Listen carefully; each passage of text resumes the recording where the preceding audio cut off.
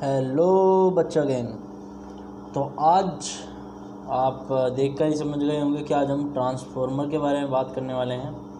ठीक है, बहुत महत्वपूर्ण डिवाइस है और इसके लिए जानना बहुत ज़्यादा ज़रूरी होता है।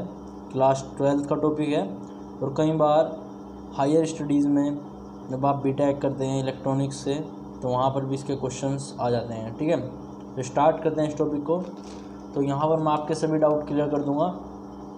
तो वीडियो को स्टार्ट करने से पहले आपसे रिक्वेस्ट करता हूँ कि यदि आप चैनल पर पहली बार विजिट कर रहे हैं तो चैनल को सब्सक्राइब कर लीजिए, वीडियो को लाइक कर दीजिए और हमारी इस वीडियो को शेयर कर दीजिएगा। Thank you. तो चलो वीडियो को स्टार्ट करते हैं। तो यहाँ पर हमारा टॉपिक है आज का ट्रांसफार्मर। ठीक है, क्या होता है ट्रांसफार्मर? सबसे पहली चीज़, it is an electrical device which is used to convert strong alternating current और AC current at low voltage into small AC current at higher voltage.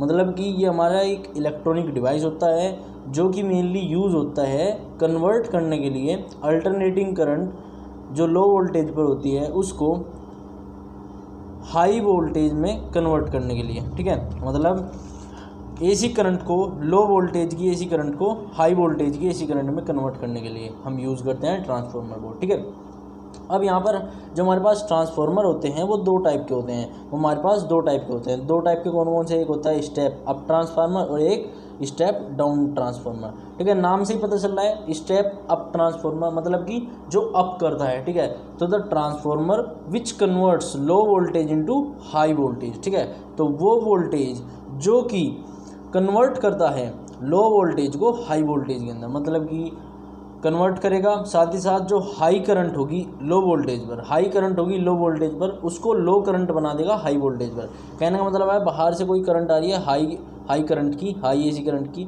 Low voltage पर है तो उसको कन्वर्ट कर देगा। स्टेप अप का मतलब उसको बढ़ा देगा, तो उसकी जो वोल्टेज है वो बढ़ा देगा और जो करंट है वो घटा देगा। ठीक है, ये मेनली जो स्टेप अप ट्रांसफार्मर होता है ये यूज़ होता है for a long run up, आपकी जब AC ट्रांसमिशन होती है। ठीक है, यहाँ पर अब सेकंड आता है स्टेप डाउन ट्रांसफार्मर। इसके बारे में देख लेते हैं। तो नाम से पता चल रहा है स्टेप डाउन, तो जहाँ पर जिसकी वोल्टेज जो है हाई से लो कन्वर्ट हो जाती है। ठीक है, तो the transformer which converts low current at high voltage into high current at low voltage. तो वो ट्रांसफार्मर जो लो करंट हाई वोल्टेज की उसको हाई करंट बना देता है लो वोल्टेज की, तो वो हमारा होता है स्टेप डाउन ट्रांसफार्मर। ठीक है, बहुत ज़्यादा महत्वपूर्ण होते हैं दोनों ही ट्रांसफार्मर, स्टेप अप ट्रांसफार्मर भी और स्टेप डाउन ट्रांसफार्मर, दोनों ही बहुत ज़्यादा इंपॉर्टेंट है। ठीक है, तो स्टेप अप कौन सा ट्रांसफार्मर? जो हाई करंट को high current at low voltage वाली को लो करंट एट हाई वोल्टेज पर बना देता है। और जो स्टेप डाउन ट्रांसफार्मर होता है वो लो करंट को जो हाई वोल्टेज की होती है उसको high current at low voltage पर बना देता है। ठीक है, समझ गए? अब यहाँ पर हम इसके प्रिंसिपल के बारे में जान लेते हैं कि इसका प्रिंसिपल क्या है। ठीक है, तो इसका प्रिंसिपल क्या है? The transformer is based on the mutual induction. Mutual induction आपको पता होगा, चेंज इन मैग्नेटिक फ्लक्स, तो उसी पर इसकी वर्किंग बेस होती है। ठीक है, तो चलिए बात करते हैं हम यहाँ पर कंस्ट्रक्शन देख लेते हैं। सबसे पहली चीज़ तो कंस्ट्रक्शन क्या क्या ये कंस्ट्रक्ट करके बनता है। ठीक है, किसके द्वारा बनता है? तो यहाँ पर it consist 2 coils of insulated copper wire wound on a same core. यहाँ पर देखिए बता दिया है कि 2 कोयल, ठीक है, जो इंसुलेटेड कॉपर वायर की होती है और वो जो रैप होती है जो राउंड होती है, मतलब एक ही सेम कोर पर क्या होती है? लपेट दी जाती है। ठीक है, the coil has different number of turns.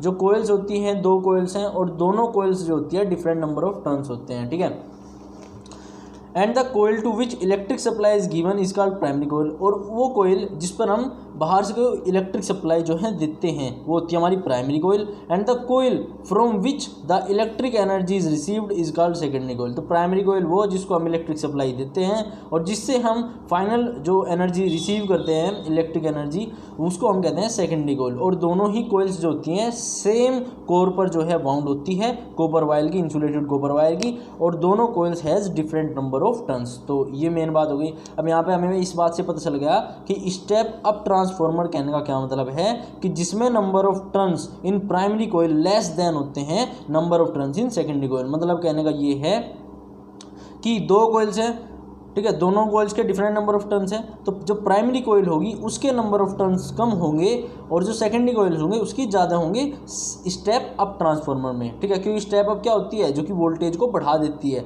ठीक है, लो वोल्टेज होती है उसको हाई वोल्टेज बना देती है, ठीक है। स्टेप डाउन क्या होती है, जिसमें number of turns in primary coil greater than number of turns in secondary coil होते हैं, ठीक है। मतलब number of turns primary coil में ज़्यादा होते हैं as comparison to the number of turns in secondary coil. ये स्टेप डाउन हमें पता है, जिसकी हाई वोल्टेज को लो वोल्टेज में कन्वर्ट कर देता है, ठीक है। अब यहाँ पर वर्किंग देख लेते हैं, वर्किंग बहुत ज़्यादा इंपॉर्टेंट होती है, ठीक है। ये रहा हमारा सिंपल सा, आप देख सकते हैं हमारे पास ट्रांसफार्मर है, ठीक है। ये हमारी प्राइमरी कोयल है, आप देख सकते हैं ब्लू पेन की, और ये हमारी ब्लैक पेन की हमारी सेकेंडरी कोयल है। देखिए सेम कोर पर दोनों वाउंड हो रही है, एक ही हमारी जो कोयल है उस पर वाउंड हो रही है, दोनों लपेटी हुई है। तो यहाँ पर आप देख सकते हैं दोनों की जो नंबर ऑफ टर्न्स हैं वो अलग अलग है, ठीक है। और वो नंबर ऑफ टर्न्स किस पे डिपेंड करते हैं कि वो ट्रांसफार्मर स्टेप अप है या स्टेप डाउन है, ठीक है। अब वर्किंग देख लेते हैं। तो when alternating voltage is connected to the primary coil, जब हम एक अल्टरनेटिंग जो वोल्टेज है वो दे देते हैं प्राइमरी कोयल को, तो क्या होता है, एक अल्टरनेटिंग मैग्नेटिक फील्ड प्रोड्यूस होता है। भाई सामान्य सी बात है, ठीक है, लॉजिकल बात है कि यदि हम अल्टरनेटिंग वोल्टेज दे रहे हैं, ठीक है, प्राइमरी कोयल को, तो वो अल्टरनेटिंग मैग्नेटिक फील्ड ही प्रोड्यूस करेगी, ठीक है। मैग्नेटिक फील्ड तो तभी प्रोड्यूस करेगी जब उसके अंदर करंट होगा, और करंट क्या है, कभी आ रहा है कभी जा रहा है, तो इस वजह से मैग्नेटिक फील्ड भी क्या होगा, अल्टरनेटिंगली प्रोड्यूस होगा, ठीक है। तो is produce by the primary coil, तो प्राइमरी कोयल के द्वारा जो है अल्टरनेटिंग मैग्नेटिक फील्ड प्रोड्यूस होगा। अब ड्यू टू दिस, इसके कारण magnetic field linked with the secondary coil. अब जो मैग्नेटिक फ्लक्स क्या होता है, मैग्नेटिक फ्लक्स होता है magnetic field lines linked with the coil, ठीक है, magnetic field lines linked with the coil. तो अब जो इसके जो फर्स्ट के कारण मैग्नेटिक फील्ड प्रोड्यूस हो रहा था वो अल्टरनेटिंगली चेंज हो रहा था, तो उसी के कारण जो मैग्नेटिक फ्लक्स है जो लिंक्ड हो रहा है सेकंड कोयल के कारण वो भी चेंज होगा अल्टरनेटिवली, ठीक है। समझ रहे हो ना कि भाई पहली कोयल में हमने बाहर से सप्लाई दी और सप्लाई क्या दी, अल्टरनेटिंगली दी, अल्टरनेटिंग, ठीक है। अल्टरनेटिंग जब हम देंगे तो अल्टरनेटिंग मैग्नेटिक फील्ड प्रोड्यूस करेगी प्राइमरी कोयल, और जब primary coil alternating magnetic field produce करेगी तो जो सेकेंडरी कोयल से मैग्नेटिक फ्लक्स जो है लिंक है वो भी अल्टरनेटिवली चेंज होगा, भाई चेंज होगा, मैग्नेटिक फ्लक्स चेंज होगा। और मैंने तभी आपको बताया है कि म्यूचुअल इंडक्शन क्या होता है, change in magnetic flux, so an alternating induced EMF is produced by the secondary coil। तो वही बताया गया कि alternating induced EMF जो है प्रोड्यूस हो जाएगा सेकेंडरी कोयल में। क्यों हुआ, क्योंकि चेंज इन मैग्नेटिक फ्लक्स हुआ, क्योंकि अल्टरनेटिंग मैग्नेटिक फील्ड जब प्रोड्यूस होगा सेकेंडरी कोयल में, जब लिंक्ड होगा सेकेंडरी कोयल से, तो वहाँ पर अल्टरनेटिंग है, तो अल्टरनेटिंग के कारण क्या होगा, अल्टरनेटिंग ही इंड्यूस्ड ईएमएफ प्रोड्यूस हो जाएगा। और ये मेन किसके कारण हुआ, ये म्यूचुअल इंडक्शन के कारण हुआ। तो यहाँ पे आप देख सकते हैं, ठीक है, ये वाली, तो यहाँ पर प्राइमरी कोयल की आप सप्लाई देते हैं और इलेक्ट्रिक एनर्जी जो फाइनल एनर्जी आप रिसीव करते हैं वो सेकेंडरी कोयल से रिसीव करते हैं। तो यहाँ पर आप देख सकते हैं जब प्राइमरी कोयल जो है उसके जो नंबर ऑफ टर्न्स हैं वो लेस देन होते हैं, वो लेस देन होते हैं सेकेंडरी कोयल से, तो वो क्या होती है, स्टेप ऑफ ट्रांसफार्मर की तरफ वर्क करता है। और वो कोयल जिसमें नंबर ऑफ टर्न्स जो हैं प्राइमरी कोयल में ज़्यादा होते हैं as comparison to the number of turns in secondary coil, मतलब कि पहली कोयल में ज़्यादा होते हैं number of turns second coil के बजाय, तो उसको क्या कहते हैं, स्टेप डाउन ट्रांसफार्मर, ठीक है। वोल्टेज हाई आई और लो बना के भेज दी, ठीक है। ये बात क्लियर हो गई यहाँ तक। चलिए अब आगे देखते हैं। अब यहाँ पर ये बहुत बढ़िया है, ठीक है। अब लेट अस कंसीडर, हम मान लेते हैं NP and NS are the number of turns in the primary and the secondary coil respectively, and phi is the magnetic flux link with the each turn of the coil. तो मान लेते हैं हम NP जो number of turns है primary coil में, NS जो number of turns है इन सेकेंडरी कोयल, ठीक है। और जो फाई है, फाई क्या होता है, मैग्नेटिक फ्लक्स जो है linked with the each turn, हर एक टर्न के साथ जो फ्लक्स लिंक है उसको फाई से रिप्रेजेंट कर दिया यहाँ पर। फॉर एन आइडियल ट्रांसफॉर्मर, अब आइडियल ट्रांसफॉर्मर समझिए क्या होता है। आइडियल ट्रांसफॉर्मर वो होता है जो रेजिस्टेंस फ्री होता है, ठीक है, जिसमें रेजिस्टेंस कोयल में नेग्लिजिबल होता है, ना के बराबर होता है। ये बताया गया ना, the resistance of the coil is negligible, तो कोयल के अंदर जो रेजिस्टेंस होता है वो नेग्लिजिबल होता है, उसी ट्रांसफॉर्मर को हम आइडियल ट्रांसफॉर्मर बताते हैं। तो ये केस कब बनेगी, जो यहाँ पर सारी केस बनेंगे तब बनेंगे जब हमारा आइडियल ट्रांसफॉर्मर होगा, मतलब कि उसके अंदर कोयल का जो रेजिस्टेंस होगा वो नेग्लिजिबल होगा, ठीक है। अब यहाँ पे बताया NP is the number of turns linked with the primary coil, NS is the number of turns linked with the secondary coil, ठीक है। Phi is the flux linked with each turn, ठीक है। सो द इंड्यूस्ड ईएमएफ जो induced मतलब induce हुआ EMF produce in the coils is equal to the voltage across the ends of the coil, ठीक है।